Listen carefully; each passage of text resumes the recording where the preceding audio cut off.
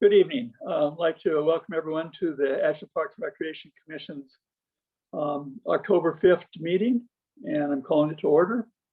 And my understanding is there's no one here to speak to public forum, so we'll move on. Our next order of business was supposed to be a city attorney report, and our city attorney isn't here yet, so we're going to go on to the next item on the agenda, and we'll circle back as soon as the city attorney arrives. So Director Black, or actually Deputy Director Dials, I think this is your item. Bluebird Park seating. Okay, so this item is regarding the recent discussion regarding Bluebird Park. So I recently brought a proposal from local Pub 31 and owner Sean Mark Nipper. Would allow outdoor seating while undertaking, so while staff was undertaking the feasibility of the request, we determined that Bluebird Park was purchased with land and water conservation funds back in the late 1970s. I contacted the Oregon State Parks Department, who manages that program, and the proposed expansion does not comply with the LW Land and Water Conservation Funds Act. So basically, in the memo that you have, I quoted the manual, which is basically no property acquired or developed with land and water conservation funds. Fund assistance shall be converted to other than public outdoor recreation uses without the approval of the Secretary of the Interior. So there's a big process to go through if that's something that we would want to do. It would trigger a conversion of use for that site. So I'm bringing this to you tonight just for an update. And I did talk to the restaurant owner, Sean Mark Nipper, and he is aware of this and that we will not be moving forward unless we receive different direction from the commission. Are there any questions? Yes, Commissioner Eldridge. Maybe I'm not seeing it. I'm trying to determine what the acronym SCORP, S-C-O-R-P stands for. That stands for the state conversion something. I think it's the comprehensive outdoor recreation plan. Yes, comprehensive outdoor rec plan. Okay, thank you. Thanks for covering it. Do you happen to know if there are other, is that a common source of funds for acquiring parks? Our parks, that is, you know? I'm not sure. I think back in the 70s and 80s, there were quite a few of our parks in Ashland that were acquired with LWCF funds, but I don't know of anything recently. Michael, do you? Anytime the state gives funds and they're purchasing 100% of a property, they have the option of doing it with strings attached like this. And most federal dollars that we use to buy open space is restricted as well. So it's always, well, this is federal if it has to go to the Department of the Interior. So it is pretty common. As far as how much money is available and how often it gets used, that's another story. So Other questions?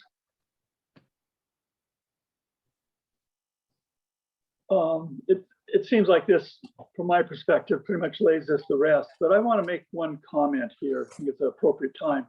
And that is, I think before other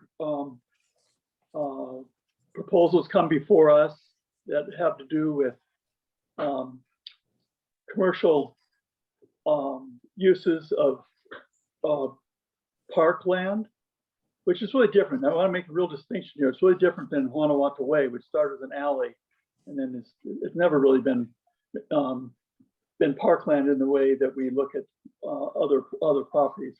But before we have other parkland proposals come before us to convert them to commercial, I think we need to have a policy in place. Now, I'm not advocating for any quick move on that. There's lots of things ahead on the on the table, but I'm not going to look favorably on this kind of change until we have a policy in place. So I think that's just something I'd like to just put out there. That's just my own personal position. Commissioner Eldridge. I'm just curious what kind of policy I like, and how APRC will proceed with requests like this, or, I mean, because in general, I think that the community wants to see more opportunities to eat outside and drink outside and do things outside. And I don't know that I'm in favor of throwing up obstacles. I don't think that's what the public necessarily wants us to do. They obviously want us to do due diligence, and this is a situation where that occurs. But I'm just kind of curious, like, not to belabor the point, but in terms of policy, what do you envision? Well, for example, there might be much less stringent if it was, for example, converting a part of a parking lot to use. But there'd be more restrictions when you're actually taking what is perceived as actual parkland, landscaping, athletic fields, natural areas, etc. So I think that that's what a policy could do, is it could make it give some direction as to both for applicants and for the commissioners, if there was some guidelines in place. Thanks. Well, yeah, I look forward to talking about that at length in the future. Commissioner Bachmann, you're on mute. Thank you. I think the at length part is important. We need to be very deliberative about this. I think at the very least, and this goes back to my idea last time of a framework through which to look at how we determine the disposition of public lands, would be that we take a hard look at the provenance of the property, which we didn't do this time until the second round, which is how did we get this, and are there any covenants, so that we're already lined up with what we can and cannot do legally, or at least without consequences. But I still think there's a bigger question of what are we going to do with our public lands, and I that's the policy discussion that will take some time to settle, I think.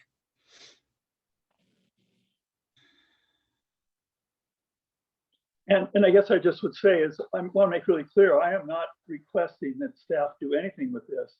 We have a goal setting come up. If the majority of the commissioners think this is a high priority, they can say so at that point. But at this point, I'm not asking for anything to happen. Okay. Yeah, if I can just follow quickly, neither am I. This is not about this project. It's about the larger scope of how to manage public lands. Mm-hmm. So I think this one needs to rest because of the obvious issue with the how we got it. But there are bigger questions, and we ought to have a large discussion that encompasses our philosophy of how we're going to handle these public lands. Okay, well, we're going to move on to the, thank you all. Thank you. We're going to move on to the, thank you, Deputy Director Dials, and we'll move on to the next issue since we don't have our city attorney here. Okay, so next on the agenda is Parks and Open Space Map Subcommittee update. So I'm going to do a quick opening on this. I've got a couple maps to show you, and then Commissioner Lant or Commissioner Eldridge might have some more to offer as being part of that committee. The committee I'm talking about, or subcommittee I'm talking about, is the open space plan or comprehensive plan subcommittee. And this subcommittee, what they're doing is they're looking at the old plan. The old plan is a comprehensive plan of all the lands in Ashland with identifications. This is the plan here, if you can see that, with identification of the priorities for purchasing land going forward. And these priorities are based on lands that could be acquired for neighborhood parks, fields, athletic fields, or open space. And open space could include riparian areas or areas where that are predominantly trails and things like that. So there's a lot in this map, and there's a number of properties back in 2002 when this was adopted that were included in the map. And over a 20-year period, there has been some review of this map and some light updates that have been done to this. But overall, the map hasn't been officially updated since 2002. There was some work done in 2012, and that's what I call the light update. And it gave some guidance, but it wasn't officially adopted, and it was just, like I said, a light update. These kinds of plans, these open space comprehensive plans, are for general guidance for the purchase of lands going forward. And as we go forward, I'll show you that a lot of work has been done to reduce this plan down to just those properties that would be necessary to continue the goals that have not been accomplished yet as relative to the open space or the parks plan. So one of the big things in the parks plan is that there would be a park within a quarter mile of all residents. For the most part, that has been reached. There are some areas where it doesn't look like it's going to be possible to get it exactly right, but there are options for people and options for all of our citizens within a quarter mile. And the significance of a quarter mile is that's generally the distance that people will not think twice about walking. You just, if it's a quarter mile away and you're going to recreate, there's no point in getting your car and driving. And that was a big reason of why this was adopted in the first place, and to just provide enough open space and parks for people to have adequate recreation close to them. So these are all the properties that were on the plan before, and they were all numbered. There was reasons why they were on. I'm not going to go through all of those, but I wanted to show you some of the improvements or some of the things that have changed since we started looking at this, and changed in terms of some of the recommendations that the commissioners will see going forward. And at the end of this process, I'd be happy to talk about what the process looks like going forward and how you get an open space plan approved from here. So I wanted to give you some statistics, and I don't have the total acreage of all of the properties that would potentially be purchased according to this plan, but I can say that according to the previous plan, there have been 27 properties that have been removed because they're no longer needed.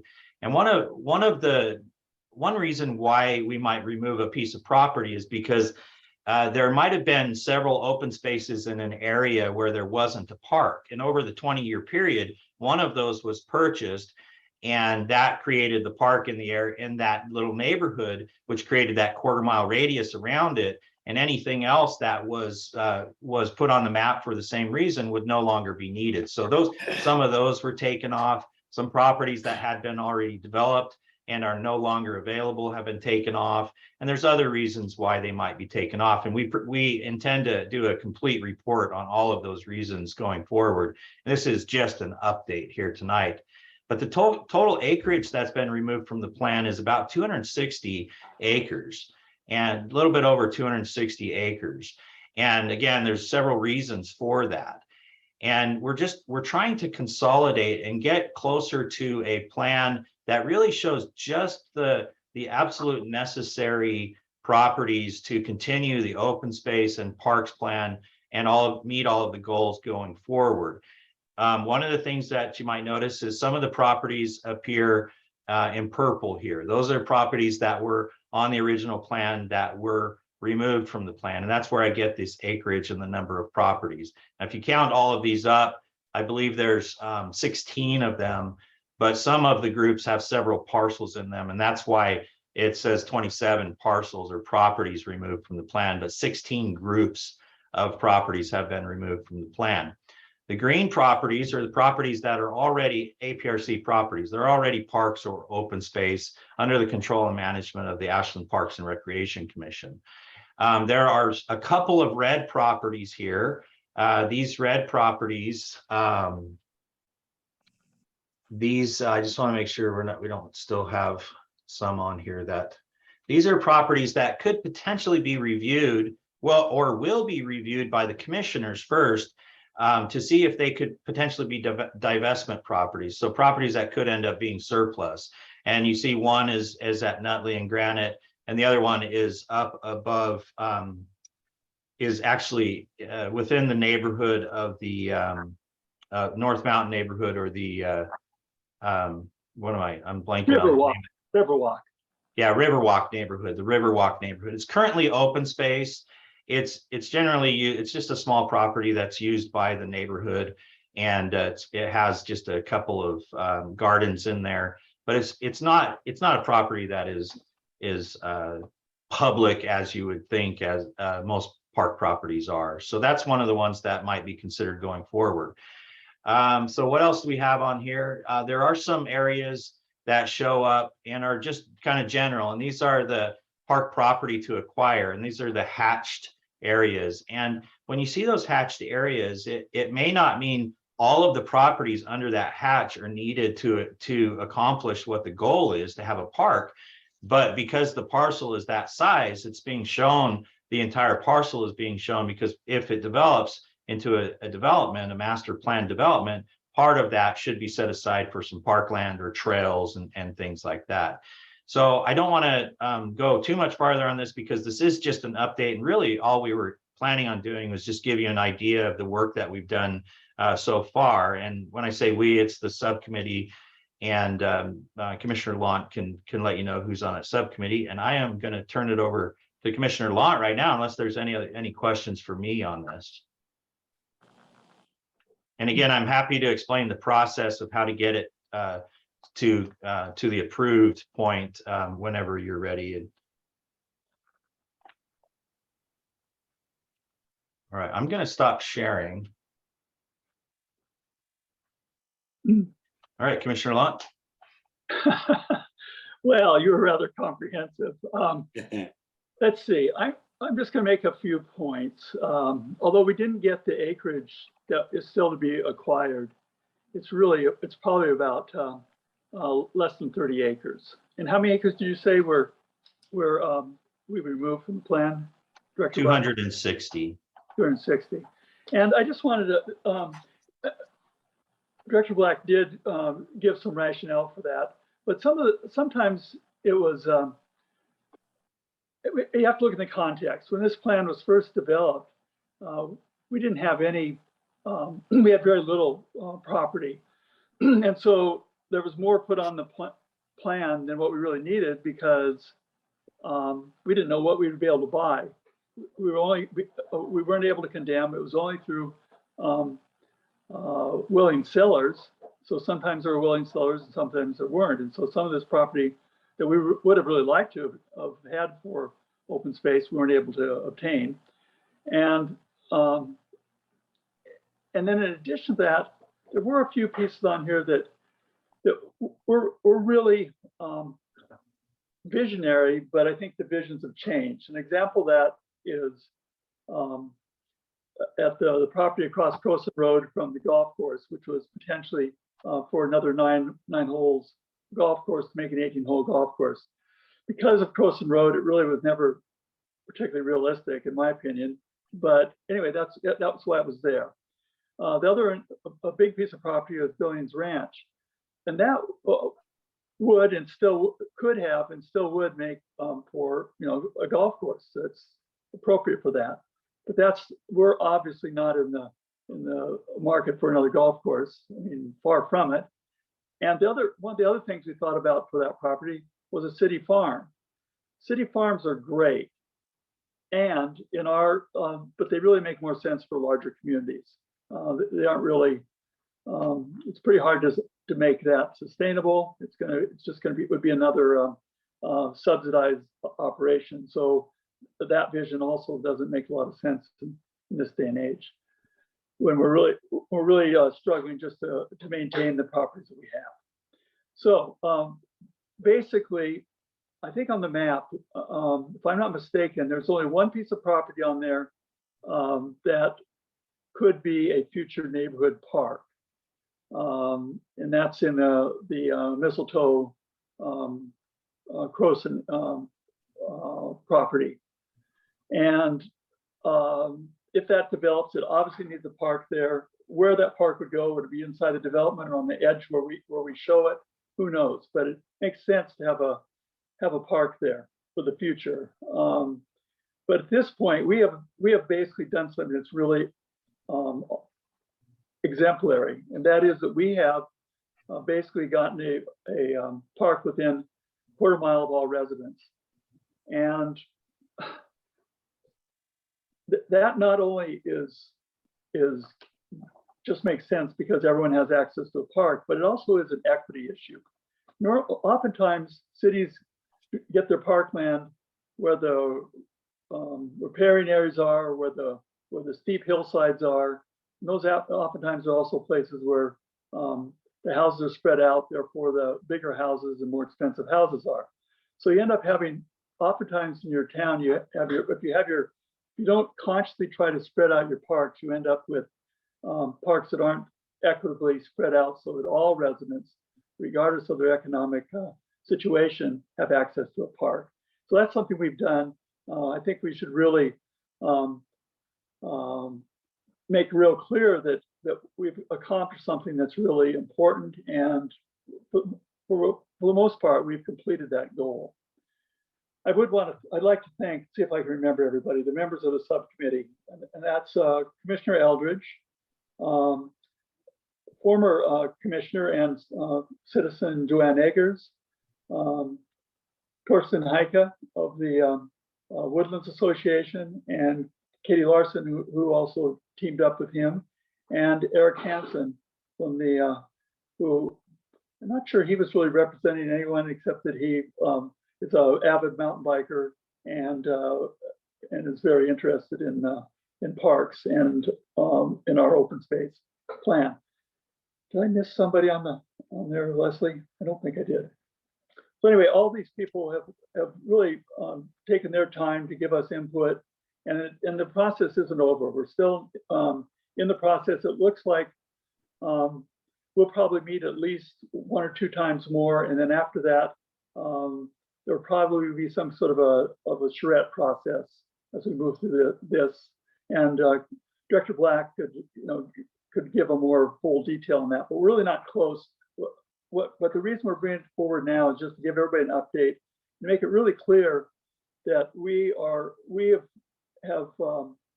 basically saying that our assessment is that we have sufficient parkland in Ashland with a very few exceptions, and we're removing properties from the plan to reflect that. Commissioner Eldridge. Thanks. I just wanted to add one little detail, and that is, amongst the trail enthusiasts and lovers of the group, there was a lot of talk about comparing this to the trail master plan, connectivity, and where there's still a lot of room for creating trail access and trail connectivity throughout the community. And we're looking forward to addressing that further. We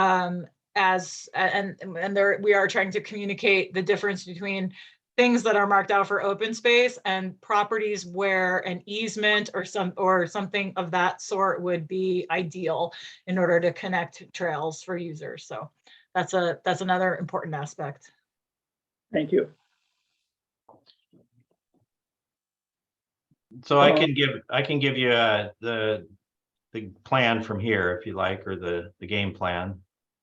Okay, so this process is like Commissioner Lont has stated, it's just barely started.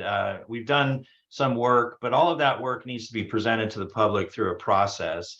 And one of the reasons to bring this to you here tonight is because a lot of times with these plans, you don't really hear what's going on until it gets presented to you at the Parks Commission. So this is an update. And the plan is, as you could see on the plan, it was draft number 3. There could be a draft number 4, 5, 6, 7, or 8 by the time it gets recommended for approval. But we did want to get something in front of the commissioners so you could see what's going on. So from here, we plan on going back and refining a little bit more, making some notations as to why each property would be slated for purchase or easements or whatever it be going forward, whether it's the entire property or portion of the property, it's a trail, riparian, or a potential for a neighborhood park. So we would give that explanation for all of the properties that are on there. We would present this plan once we think we've got it to a point, or the commissioners or the committee members think they've got it to a point to take it to the public for feedback. It would be taken to the public for feedback. And as Commissioner Lunt stated, it would likely be an open house charrette type of process where people would have an opportunity to weigh in specifically on any part of the parcel or project they like, from the parcel level to the overall 30,000 foot level. And then it would come back to the commissioners again, and it might even come back a few times before the recommendation is made for a plan. Once the commissioners have had an opportunity to hold some public meetings and approve the plan, they make a recommendation to amend the open space plan at the city, which is a comprehensive plan. We go through the planning department, which includes the planning commission, and then ultimately the city council, being the legislative body of the city, would have to adopt the open space plan because it becomes legislation or guiding documentation for the city of Ashland at that point. So so there's a bit of a process. These things generally take some time, but we want to give you an update of what's going on. Commissioner Eldridge. I just want to very briefly send some gratitude and appreciation to Leah, and I don't know her last name, who was doing an incredible job on the GIS work and the mapping as our group. Had very lengthy discussions, and Tara and Michael, and we just had like amazing staff support through a pretty difficult sort of spatial visual representation. So thank you particularly to Leah and Tara and Michael. Yep, and that's Leah Richards with GIS. Okay, any other questions? Yes, Commissioner Lewis. On your draft map, the legend had divestment property, and there wasn't that color listed. So, Commissioner Lewis, it actually was on the map, but these properties are so minuscule that they're hard to see. Okay. One, as Director Black said, is at the corner of Nutley and Granite, and the other is on Briscoe Street in Riverwalk. Oh, thank you. But they're both just small lot size, so that's why they just don't show up. I think they're actually circled even on the map to make them a little more visible, but even then, yeah, such a small area, it's hard to see. But if you looked at a big map, it would be more visible. And they're really, you don't normally divest property as long as we're careful about what we enter into the plan. There rarely, if ever, would be a time when you'd want to divest. But in this case, Nutley Street going through Lithia Park cut off this little orphan piece, and I'm not exactly sure what happened to Briscoe, but both those are really kind of orphans, and that's why they're being discussed now. But again, they're just on a draft plan. Thank you. Okay, I think we've moved through this item. Again, is City Attorney McGarry with us at this point? Okay, so what I would like to see is that he joins us next week. It looks like a light agenda, and so we'll just move it to our regular meeting. And if we could be sure that he arrives next week, that would be great. You bet. And I've called him and texted him emailed him, and something must have come up. So we'll do what we can to get him at the next meeting. Great. Okay, so moving on, it's items from commissioners and staff. Anything from staff? Yeah, is it okay if I go real quick? Yeah, so yeah. I wanted to just give you a little bit of a preview of what's happening out at the golf course, and And this is a before picture that I showed you of green number 9, which is one of the worst greens out there. And it's got this moss and it's totally dry, completely dry. All that black stuff is actually dry. There's no moisture in there at all.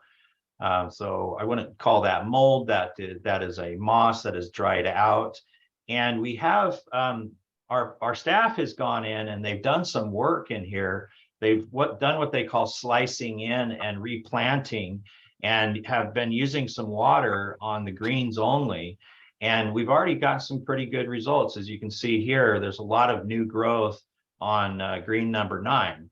And what this is showing us is that we will be able to rehab these greens without having to rebuild these greens. These greens are coming back. We have sought guidance from other golf course superintendents throughout the community, the larger community of Southern Oregon. And we have been able to come up with a plan that we think is working really well, as you can see by the evidence here. And our staff is continuing to work on that, and they will be continuing to monitor it. I just heard yesterday that they are planning to do some fertilizer here pretty soon, and there's a lot of further steps that will be taken. We're looking at about a 3-month period for rehab on these, but if they can open up sooner, they definitely will. Now, I'm only showing you one green here, but I can assure you, because I have gone through the entire golf course recently with Commissioner Lant, and all of the greens are showing promising new growth. In fact, some of the greens look much better than this one. I just wanted to show you what was the worst case scenario in the previous presentation I gave you and how that's looking now. So thank you for the opportunity to be able to go forward and work on this. Director Black, I think, go ahead, Leslie. Sorry. Just curious, do we have any sort of a time? We discussed putting out an RFP for potential entities interested in leasing the golf course for uses. Is there a timeline for that, or any update on that? Yeah, I don't have much of an update except to say I plan to bring it back to you in November, and we will be working on that. We do have several other projects that we're working on right now. We're trying to get out of the way before we launch into that RFP process. But yes, it is on the list, and we're going to get to it soon and bring it to you hopefully in November. And just to follow up on that, I guess we almost always get rain by November, right? I'm wondering about the possibility of us having to look at another month of irrigation, which I feel like the last 20,000 was a stretch, and I don't know. I'm not sure. I assume that we're banking on rain coming by then. We are banking on rain, and we could end up in a situation where we don't have rain. And I need to point out the reason why we're in this situation is because of the climate, because of the issues that we're experiencing, because of the drought. This isn't because our heads aren't working or we forgot to turn the water on and things like that. So we are susceptible to whatever the weather gives us. Generally by November, we're doing pretty good. In fact, we're already doing better just because of the cool weather we had recently. Things are already looking up, and we're looking forward to some cooler temperatures coming up. Even just the cooler temperatures helps because we don't have to water as much, and we won't spend all of that $20,000. And I will definitely be coming back to you if we need anything else. But our goal is to get these to a place where the winter can take hold of them and they can thrive throughout through the cold or the wet season, and then next season we'll take what we get, and we'll also be looking at other options to help us through if we are looking at drought again next year. Thanks. So on social media, there's been a claim that rehabbing the greens would cost around $200,000. Could you give us some idea of what the real costs are? This is kind of a fact checking. Yeah, so we're estimating the real cost of the greens for this project that we're doing right now, which will rehab the greens, to be between $15,000 and $20,000. And that includes the water? That includes the water, that includes all the materials and the water to get the greens back to a point where they are playable. And again, we have consulted with other superintendents and have come up with a plan that has been passed by many professionals who agree that if we follow the steps, we will get to that point where we can feel pretty confident in the outcome, and that outcome would be playable greens. Thank you. Anything else from Director? Oh, go ahead, Commissioner Lewis. Oh, I'm changing the subject from the golf course. Is that good? Okay, anything else from Director Black before we move on to commissioners? I don't have anything else. Okay, so items from commissioners. Commissioner Lewis. I attended the Salmon Festival, and I want to thank all the staff and everybody who had their booths and set up, and it kind of renewed my faith in humanity, those kind of projects. So thank you.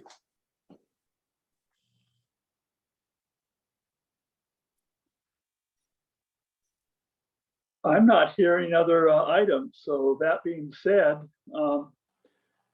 we are going to conclude this meeting. Thank you for everyone, and meeting's adjourned. Thank you. Have a good night. Bye-bye.